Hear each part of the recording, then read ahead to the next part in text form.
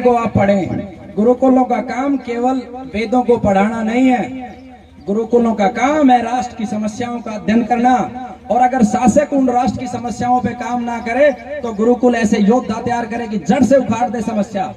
तो पुनः 4 जून के बाद सभी गुरुकुलों के मार्गदर्शन में ये एक आंदोलन खड़ा किया जाए। ऐसा मैं प्रार्थना भी करता हूं कि ये जो मैरिज एक्ट है इसको निरस्त करके कॉमन मैरिज एक्ट पास किया जाए, सबका एक हुआ।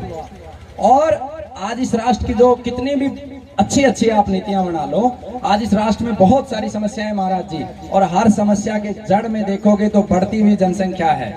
जैसे हम कैंसर की चिकित्सा करते हैं उसका आप अध्ययन करेंगे, कैसे कैंसर रुकेगा। प्रकृति में एक संतुलन है, एक निश्चित रेशियो में गौमाता की आवश्यकता है, पक्षियों की आवश्यकता है, वनस्पतियों की आवश्यकता है। अगर इसी रेशियो का हम पालन करेंगे तो हमारा डीएनए मजबूत बनेगा, हमारा शरीर मजबूत बनेगा। शाकाहारी और मांसाहारी के बीच में भी संतुलन की आवश्यकता है, लेकिन कितनी तेजी से मांसाहारी लोगों की संख्या इस देश में बढ़ती जा रही है। अगर इसी गति से वो संख्या बढ़ती गई तो क्या होगा? पेड़ बचेंगे क्या? जीव बचेंगे क्या? और अगर जीव नहीं बचेंगे तो बीमारियां ही होंगी, पेड़ नहीं बचेंगे तो बीमारियां ही होगी।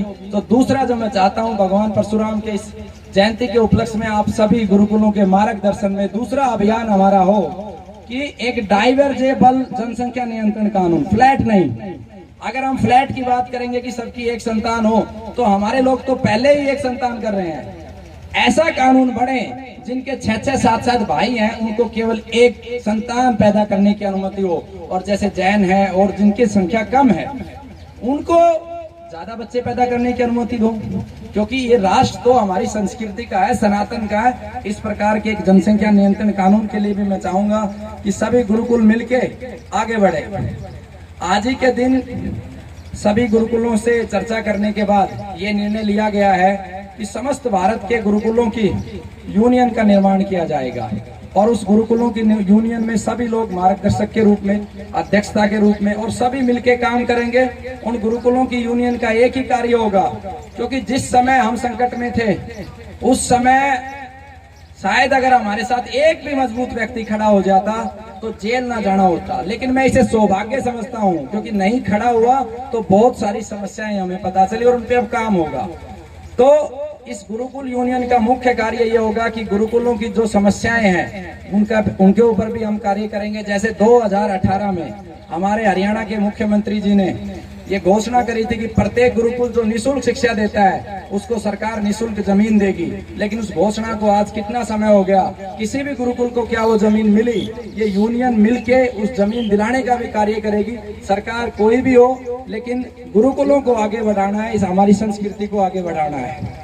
आज स्वामी जी के माध्यम से और सभी गुरुकुलों के सदस्यों के माध्यम से भारत माता मंदिर का उद्घाटन हो रहा है। ये मंदिर भी एक कल्पना है, परिकल्पना है समाज को एक रास्ता दिखाने की, क्योंकि बहुत सारी कहावतें समाज में। देखिए, मुगलों के समय हमारे यहाँ पे काम के अनुसार बटे हुए लोग थे। जो लकड़ी का काम करते थे उन्हें खाती कह देते थे, जो मिट्टी का काम कहते थे उन्हें कुम्हार कह देते थे, जो ज्ञान देने का काम कहते थे उन्हें ब्राह्मण कह देते थे। अगर आप ईमानदारी से सोचोगे तो इस प्रकृति में तो एक पुरुष और एक स्त्री पैदा हुआ होगा, यानी कि ना तो जाति थी या ना धर्म था। उसी के बाद बुद्धिजीवियों ने इसमें सेग्रीगेशन किया होगा, ऐसा मैं समझता हूँ। लेकिन स्वार्थियों ने इसमें जातिगत चीजों को लाके समाज का बंटाधार कर दिया।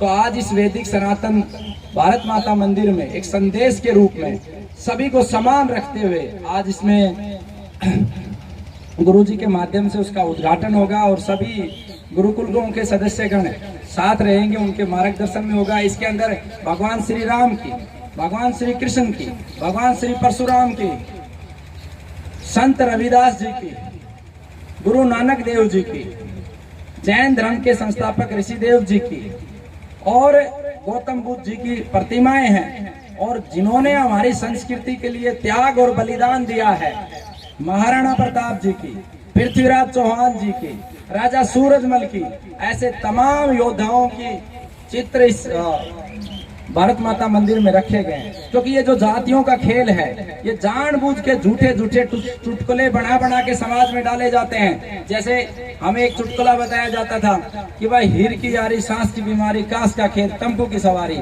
मैं अपने मन से आपको कहता हूँ कि जिस समय मैं संकट में आया, रात्रि में 3:30 बजे जो मेरी मदद करने के लिए आया और वो अंतिम समय तक डटा रहा, वो एक स्वतंत्रता सेनानी का परिवार था, उसके अंदर राष्ट्रवाद था, भले ही आपके अनुसार वो अहीर था, वो बाबा अतर सिंह इस उम्र में 3:30 बजे उठ के आए, उनका पुत्र उठ के आया, तो कैसे मालूम है कि हीर की यारी बुरी है।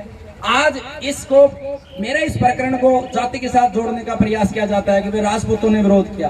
कैसे मालूम है कि राजपूतों ने विरोध किया? 4-5 लोग षड्यंत्रकारी अगर पैदा हो गए तो राजपूतों ने इस राष्ट्र के लिए बड़े बलिदान दिए हैं। हमें जो गुरुकुल में भिंड में जो 20 एकड़ जमीन दान दी है सूबेदार ने, वो भी राजपूत हैं। हमें पृथ्वीराज चौहान ने जितने भी पैसे दिए हैं संस्था का, हो सकता है वो भी राजपूत है। तो जानबूझ के हर चीज को रंग दिया जाता है जाति का। आप देखोगे हमारी संस्कृति में ऐसा कोई व्यक्ति नहीं है। आप राजाओं को देखोगे, सभी जातियों से राजा रहे हैं। कौन सी ऐसी जाति है जिसका योगदान नहीं है? आप जिनको आज SC ST कहते हो, वो तो सबसे पहले युद्ध में अपनी गर्दन उतारते थे। अगर महाराणा प्रताप था, उसका महाराणा प्रताप जी का अगर नाम है तो महाराणा प्रताप जी से पहले नाम आता है उस गोदरी माई का, जिस माई ने बलिदान दिया अपने पुत्र का। उन भील आदिवासी सैनिकों का हम कैसे भूल जाते हैं? आज हमारी आत्मा रोती है जब लड़ते हैं हम पृथ्वीराज चौहान जी के लिए कि एक बोलता है गुर्जर है, एक बोलता है राजपूत है। अरे पृथ्वीराज चौहान के वंशज वो हैं जो इस राष्ट्र के लिए लड़ते हैं। और जो लोग इस भ्रम में है कि भाई जातियों से ही सिस्टम चलता है, मैं आपको बताना चाहता हूं, इस गुरुकुल, ये पहला गुरुकुल था। आप महाराणा प्रताप की भूमि पे जाओगे, अवैध मजारें बनी हुई है। इस गुरुकुल के छोटे छोटे बच्चों ने उन मजारों पे नारेबाजी करी और उस मिट्टी को अपने हाथों में लेके संकल्प लिया कि इस राष्ट्र की रक्षा के लिए हम अपना जीवन का एक एक क्षण लगा देंगे। तो मेरा आप सबको सिर्फ एक ही संदेश है कि जब तक ये जाति पाति समाप्त नहीं होगी, हमारा राष्ट्र आगे नहीं जा सकता। सबसे पहले हमें हमारी जाति पातियों का ये सिस्टम समाप्त करना होगा। हम सब एक है। ये भारत माता मंदिर का जो संकल्प है, ये एक ही बात दोहराता है कि 5 तत्वों से इस प्रकृति में जो भी बना है उसका बनाने वाला एक है। प्रत्येक मनुष्य के शरीर में 70% जल है, 12% पृथ्वी तत्व है, अग्नि है, आकाश है, वायु है।